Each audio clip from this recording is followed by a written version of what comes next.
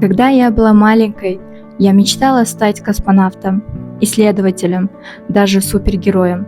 Но однажды поняла, что есть профессия, которая включает все это. Учитель– это космос для ребенка, его первый исследователь и проводник. Иногда мы становимся настоящими героями. Мы живем не ради уроков, а ради того, чтобы согревать детские сердца. И сегодня я хочу рассказать, почему эта профессия для меня – это жизнь. Каждое утро, переступая порог школы, я встречаю десятки любопытных, иногда испуганных глаз. Для детей школа – это не просто здание, это место, где они ищут поддержку, где им нужно найти того, кто их поймет.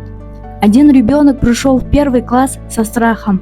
Его взгляд говорил о неуверенности, но с каждым днем моя улыбка и простое «у тебя получится» помогли ему раскрыться. Одна улыбка может изменить целый мир ребенка. Мы их опора.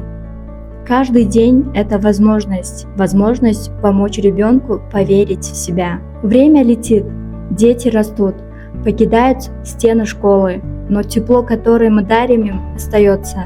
Спустя годы они возвращаются с благодарностью и воспоминаниями о маленьких, казалось бы, незначительных моментах, но для них эти моменты значили все.